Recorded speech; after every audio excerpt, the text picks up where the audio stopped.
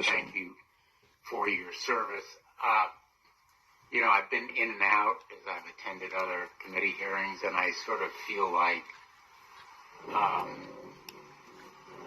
the most important facts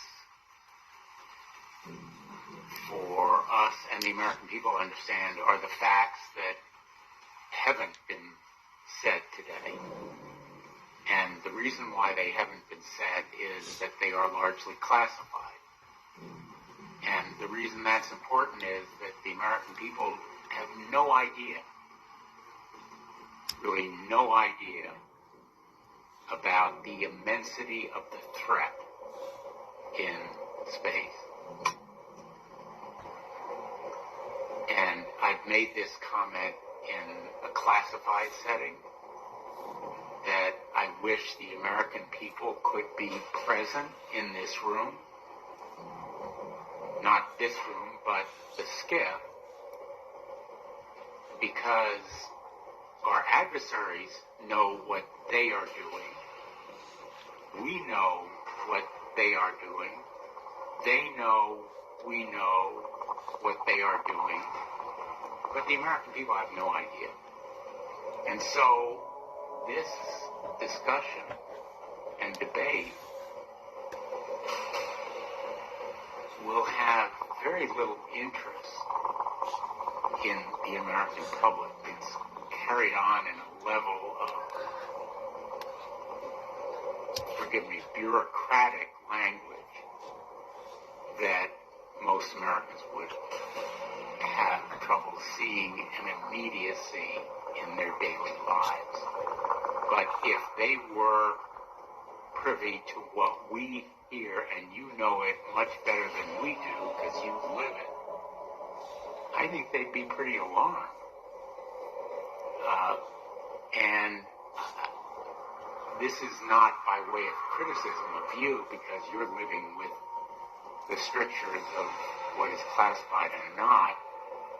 But I think we have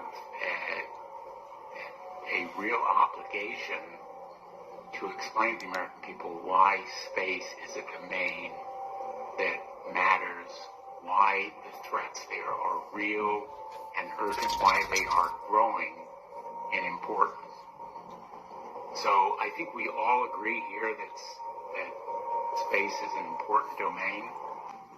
And so I found very persuasive, Secretary Wilson, what you said in July of 2017. I know it's been quoted to you before this morning, and others of you, the reasons for your opposition to that separate domain or the separate command for the space domain. But I would like to ask, in terms of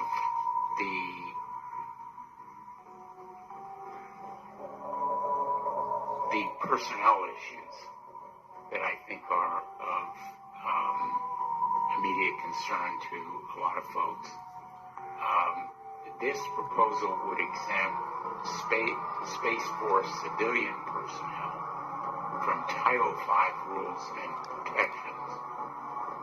It would create a new accepted service that is separate from the federal government competitive service or senior executive service. It would create an alarming precedent, I think, that potentially could erode the merit-based civil service within the Pentagon and eliminate the rights of Space Force employees to participate in collective bargaining, for example.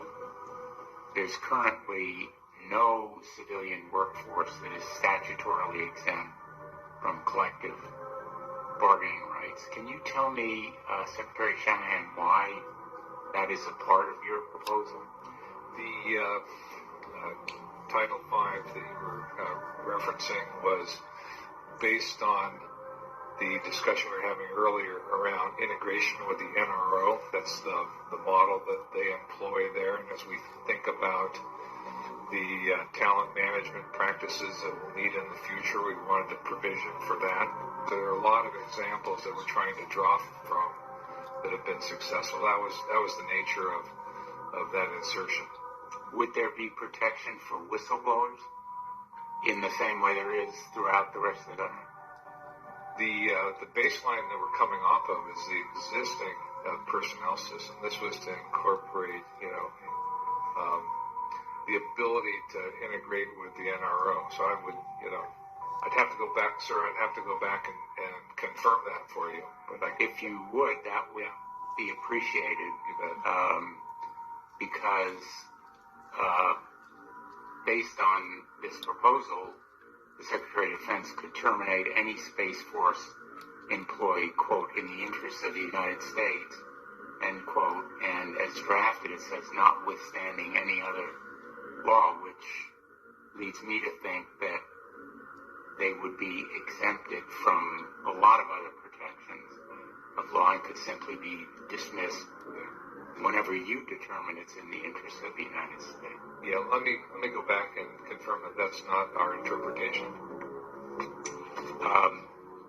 My time has expired. Thank you, Mr. Chairman, but I think there are essentially, and I have a lot more, and I'm going to submit them for the record, a lot more questions than answers here. And as others have remarked, each of you has raised objections or reservations or questions in the past, the very recent past, about this idea, which I'm not sure have been fully addressed here.